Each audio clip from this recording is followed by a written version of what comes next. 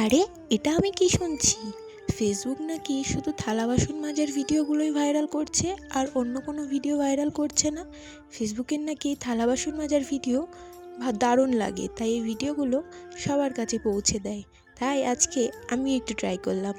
আমার এই থালা বাসন মাজার ভিডিও যদি ভাইরাল হয়, তাহলে ঘরের কালকে যে কটা থালা বাসন আছে ঝুড়ির মধ্যে, সব থালা বাসনগুলো মাজবো। আর শুধু ঘরের কেন, আশেপাশে কারোর বাড়িতেও যদি থালা বাসন থাকে তাদের থালা বাসনগুলোও মাজবো। কেননা কটা থালা বাসন মেজে যদি সত্যিই ভাইরাল হওয়া যায়, তাহলে কেনই বা করবো না। আসলে এটা আমি বলছি না, কিছু কিছু বাংলাদেশি কন্টেন্ট ক্রিয়েটারদের ভিডিওতে, বেশিরভাগ ভিডিওতেই এই কথাটাই এখন শোনা যাচ্ছে। ফেসবুক মামা নাকি তাদের থালা বাসন মাজার ভিডিওই বেশি ভাইরাল করছে। তাই আমি একটু চেষ্টা করে দেখলাম, দেখি আমার এই ভিডিওটা ভাইরাল হয় নাকি। আচ্ছা, বাদ দাও, মজা করছিলাম। যাই হোক, গুড মর্নিং সবাইকে। কেমন আছো সবাই বলো? আজকে হয়তো ঘরের প্রত্যেকটা কাজ দেখানো হয়নি, কিন্তু কিছু কিছু কাজ ক্যাপচার করেছি। দেখো আমার গাছে কি সুন্দর ফুল হয়েছে। আর তোমাদের কাছে একটা প্রশ্ন জানতে চাই, এই প্রেগনেন্সি অবস্থায় কি তোমার 5 মাস হয়ে গেলে ঘরের পুজো দিতে নেই? কার কার এই নিয়মটা আছে অবশ্যই আমাকে একটু কমেন্ট করে জানাবে।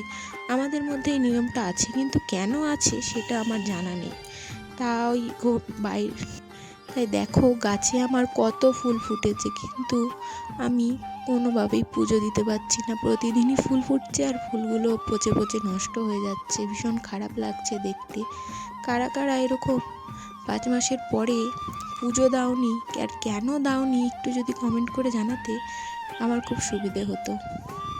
আজকে সকাল থেকে ভীষণ তাড়াহুড়োতে কাটছে, তাই সব ভিডিও নিতে পারিনি, সব কাজের ভিডিও আমি নিতে পারিনি। যেটুকু নিতে পেরেছি সেটুকুই তোমাদের সাথে শেয়ার করছি। কেননা আজকে ছেলের স্কুল আছে, তাই খুব তাড়াহুড়ো করছি।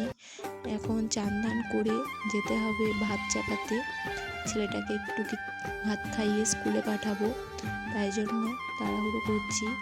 ভিডিওটা কেমন লাগলো অবশ্যই কমেন্ট করে জানাবে।